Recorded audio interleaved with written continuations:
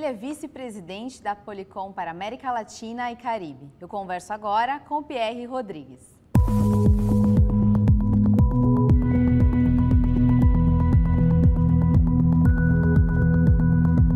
Pierre, obrigada pela sua participação no Leadership Academy de hoje. Sou grato pelo convite, Débora. Legal, vamos começar então falando sobre a sua carreira. Você é formado em Engenharia Elétrica pela PUC e tem MBA internacional na Harvard Business School e um mestrado no Babson College, também nos Estados Unidos.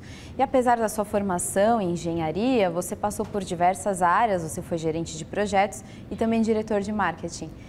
Como que essa diversidade de funções te ajuda e contribuiu para a formação das suas competências hoje? Eu diria que foi fundamental. Na verdade, eu sempre fui muito curioso, né? Eu comecei numa função talvez um pouco mais na parte de produto, técnica, né? E sempre tive muita curiosidade do que estava ao meu lado. Mais no intuito de aprender do que no intuito de verticalização, né? De subir, pegar uma escalada. Era mais de descoberta, né? E dentro dessa curiosidade eu tive oportunidades que umas foram criadas, né? Aconteceram, não existiam, elas foram criadas durante esse processo e outras passaram pelo caminho. E isso me permitiu ter uma base bastante interessante em termos de entender o business em diversas funções para depois, como líder, poder conversar com o time com um pouco mais de propriedade sobre a realidade de cada grupo, né? E esse entendimento eu acho que foi fundamental. E já na Polycom, né, você é veterano na empresa, trabalha na empresa desde 2003. Isso. Como que você enxerga o desafio de liderar uma equipe que você já conhece, mas ao mesmo tempo de integrar os novos funcionários, trabalhando num formato muito home office, que é até a tecnologia que vocês vendem hoje? Isso, na verdade a tecnologia ajuda muito a gente, né? No meu caso, que eu lidero uma operação América Latina e Caribe, então você tem uma fragmentação muito grande, né? A geografia é muito extensa, sem a tecnologia seria, não sei se impossível, mas seria muito mais difícil, né? Por mais que é um time bastante estável, a gente também vem em crescimento, a gente está sempre integrando novas pessoas, a gente passou por um processo de abrir novos países e então essa construção foi bastante interessante. Eu acho que o fundamental é a gente não trazer o nosso paradigma daqui do Brasil para outros países, você tem que escutar, entender o que acontece no país, entender a cultura de trabalho, a cultura de fazer negócios nesses países. E no nosso caso, como a gente trabalha com colaboração, videoconferência, essas coisas, ficou muito mais fácil, porque por mais que você tenha um escritório que você começa com 2 pessoas na Colômbia, eles não estão lá totalmente isolados, né? Você consegue fazer com que eles se sintam mais integrados dentro do grupo e você consegue fazer uma cultura, né? Você bota as bases de valores da sua organização, você tem estratégia, né? Mas você quando faz um shape dessa cultura e desses valores de maneira bastante clara, você consegue ter um pouco mais de uniformidade, né? Dentro dessa operação, por mais que ela seja muito fragmentada. Esse tipo de tecnologia acaba aproximando as pessoas, de certa forma, né? E você consegue espalhar a cultura ali para elas. Com esse time tão espalhado, multicultural também, como você faz para integrar os times? Ou seja, uma coisa que nós falamos o fato de você ter vídeo não quer dizer que você vai eliminar a presença física, né? Então, assim, eu como líder, eu tento ter uma presença não apenas virtual, então todos os dias eu estou no México. Eu viajo no México uma vez a cada mês, a cada 6 semanas, fisicamente, mas todo dia eu estou no México. Eu tenho reuniões com eles todos os dias, eu me sinto parte do time, no intuito não de gerenciar o grupo, mas de ajudá-los, entender quais são as pedras do caminho e ajudar a remover essas pedras para eles poderem avançar. Então, o fundamental aí, eu acho, é você fazer um mix entre sim tecnologia, que é absolutamente fundamental, mas você também estar disponível, você manter-se uma presença física, né? Você não deixar o risco que existe quando você, como líder, se distancia da operação lá na ponta, você passa a criar a sua realidade. Isso é extremamente perigoso, né? Você vive naquele mundo de cristal no qual você acha que as coisas operam de uma maneira, mas o mundo real ele é diferente. Então, assim, o que eu tento fazer é, apesar de usar muita tecnologia, então, como eu integro o grupo, nós temos procedimentos, né? Reuniões, segunda-feira é um dia muito interno, de debate interno, de terça a sexta é todo mundo externo, não quero ver ninguém no escritório, a gente tem que estar no cliente, mas mesmo quem está fora se sente muito integrado, porque você não perde um treinamento, você não perde uma reunião por não estar fisicamente naquela localidade. Você pode estar em viagem, você do hotel, do seu iPad, do tablet, você vai estar naquela reunião ou naquele treinamento. Você está incluído em tudo, em todos os processos da empresa. Você não está excluído porque você está no field, no campo, né?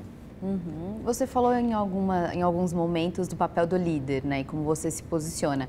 Existe algum segredo, na sua visão, para ser um bom líder? Eu acho que um líder ele tem que ter 3 pilares e daí vem uma série de ramificações, né? O líder, do meu ponto de vista, ele tem que ser um performer, ele tem que performar, ele tem que ser o estrategista, ele tem que, às vezes, pegar uma estratégia que pode ser corporativa, criada no Silicon Valley, por exemplo, e adequar para a realidade do seu mercado, né? E você tem que ser um organizational builder, você tem que ser a pessoa que vai desenhar a sua organização para que essa execução funcione da melhor maneira.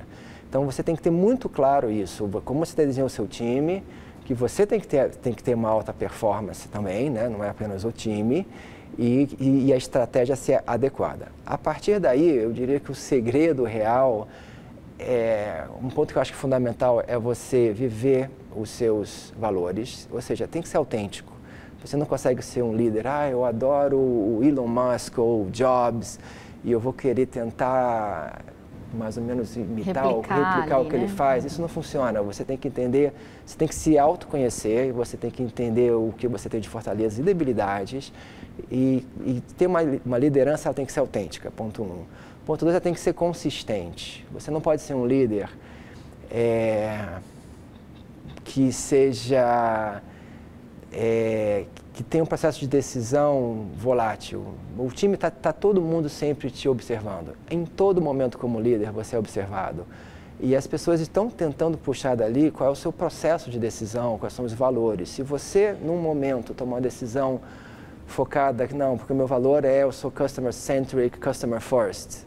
E no dia seguinte você tomar uma decisão no qual você está focado em outro tema e não esse, essa falta de consistência ela é muito danosa. Então você tem que ser muito consistente, você tem que ter muito claro os seus valores, porque o problema não é quando você está envolvido, o problema é quando você não está envolvido. O que eu fico pensando é, o meu cara, de novo, talvez lá na Colômbia, numa situação que ele tem que tomar uma decisão importante, que talvez eu não esteja disponível.